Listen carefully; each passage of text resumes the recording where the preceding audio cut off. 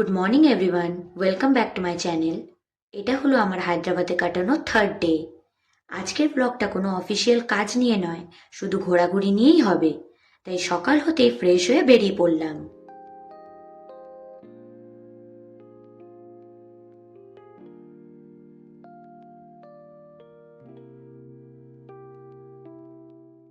ফার্স্টেই আমি চলে এসেছি সালারজাং মিউজিয়াম। এই মিউজিয়ামটা সকাল 10টা থেকে বিকাল 5টা অবধি খোলা থাকে। আর এর ভিতরে ঢুকতে গেলে তোমাদের ফোন আগে জমা দিয়ে দিতে হবে।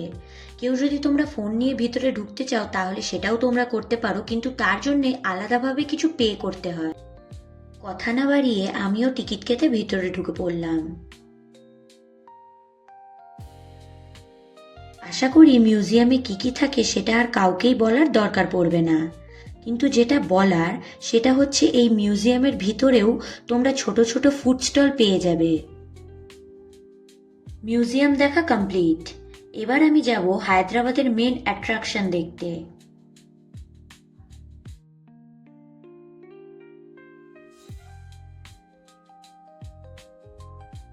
চলে এসেছি চারমিনার। এই জায়গাটাকেই নাকি হায়দ্রাবাদের অ্যাট্রাকশন বলা হয়। এই জায়গাটা না অনেকটা সেই স্প্ল্যানেডের মতো। দুধারে নানা রকম দোকানপাট, খাবারের স্টল, জুয়েলারি শপ। কিন্তু হ্যাঁ, চারমিনারের চারপাশটা বলতে গেলে খুবই নোংরা, যেটা আমাদের এসপ্ল্যানেড একদমই নয়। চারমিনারের ঠিক পাশেই চাউমহল্লা প্যালেস। এবার যাচ্ছি সেখানেই। পাশে বলাটা ভুল হবে, কারণ চারমিনার থেকে প্যালেসটা যেতে বেশি না হলেও হাঁটা পথে 25 থেকে 30 মিনিট লেগে যাবে। এখানেও ঢুকতে গেলে তোমাদের টিকিট কাটাতে হবে, কিন্তু খুব সুন্দর এই প্যালেসটা।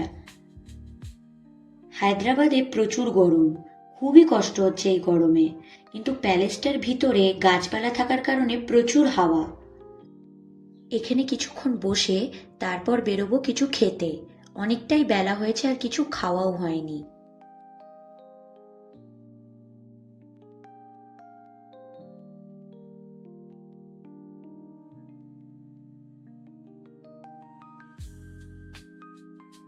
চলে এসেছি চারমিনারের সামনেই পিস্তা হাউসে। শুনেছি নাকি হায়দ্রাবাদে পিস্তা হাউসও নাকি খুবই ফেমাস। আর তোমাদের কি বলবো, সত্যি সবটাতে কি না নেই। Sweets, cookies, bakery items, cake সব কিছুই আছে এই শপটাতে, তাও আবার এত রকমের।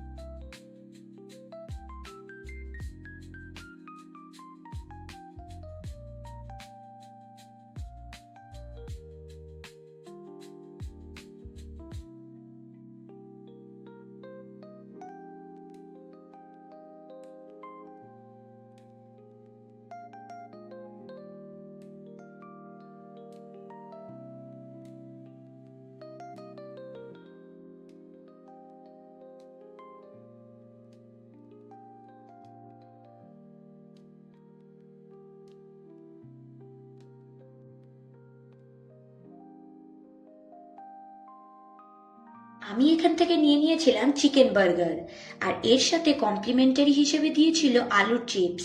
সত্যি বলছি, খুবই টেস্টি ছিল বার্গারটা। তোমরাও চাইলে হায়দ্রাবাদ এলে পিস্তা হাউস আসতে পারো, এটা মাস্ট ভিজিটিং শপ। আজকের সারা দিনটাও খুব ভালো কাটালাম। এখানের একটা লেজার শো দেখে আজকের দিনটা শেষ করব।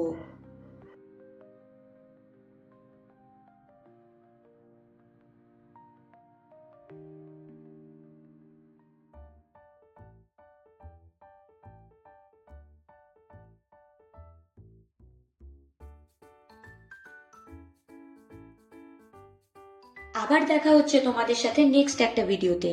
ততক্ষণের জন্য সবাই সুস্থ থেকো, ভালো থেকো, সাবধানে থেকো। আর আমার ভিডিওটা যদি ভালো লেগে থাকে তাহলে প্লিজ একটা লাইক অ্যান্ড শেয়ার। আর আমার চ্যানেলটা যদি এখনো সাবস্ক্রাইব করা না থাকে তাহলে প্লিজ সাবস্ক্রাইব করে দিও। ততক্ষণের জন্য bye, take care, good night everyone.